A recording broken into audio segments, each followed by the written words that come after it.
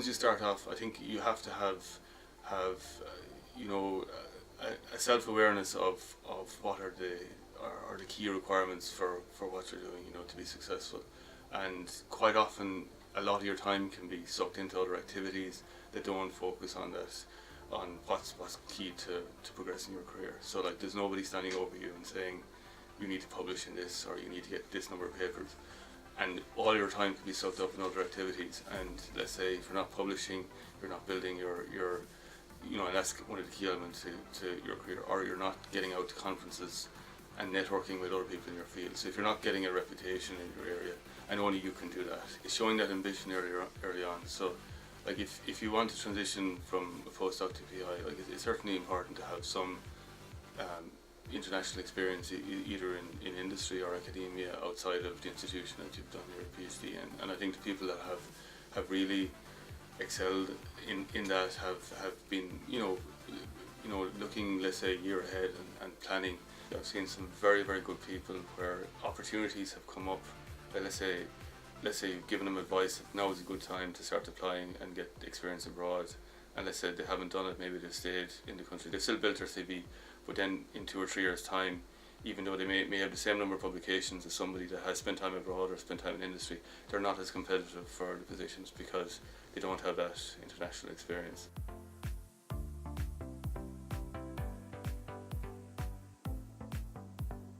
So there's a number of things.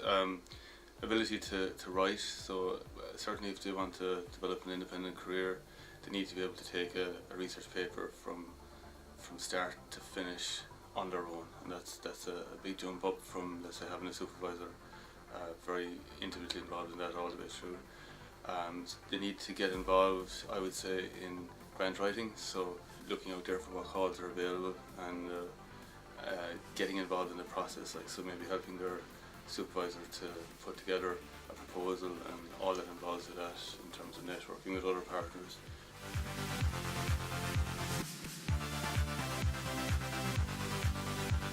Leadership, like they need to be able to want to lead a team, so it's that transition from having a project that they're, let's say, familiar with in their technical area that they can run, but being willing to be able to maybe work with a number of PhD students and actually delegate some work to them that feeds into a larger paper.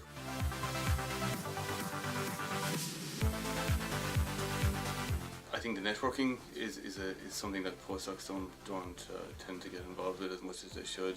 So if it's at conferences or if it's invited speakers or in terms of local, in terms of industry, is getting out there, getting known, and getting your own reputation in the area for what you can do. The skills of building successful collaborations are, attending the right conferences, like not just going to something like a Gordon conference that has everybody in your community and all the important people there.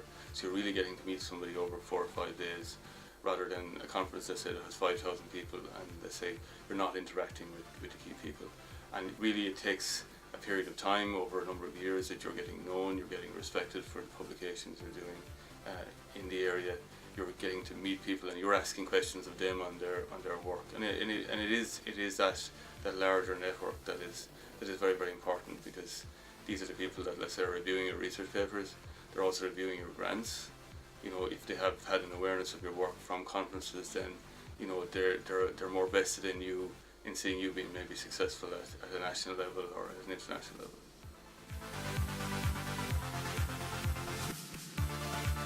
When you have that research grant, it's getting the right people at postdoc and PhD level, and that's crucial as an early PI.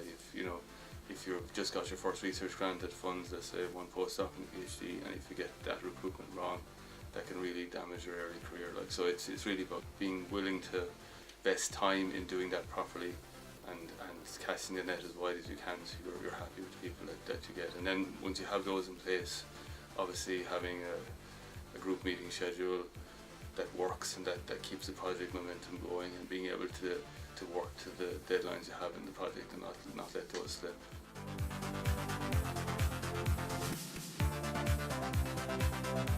If you're going to move into industry, there's a lot of opportunities to work with industry collaborators, to again get to know them, get to know what are the industry needs.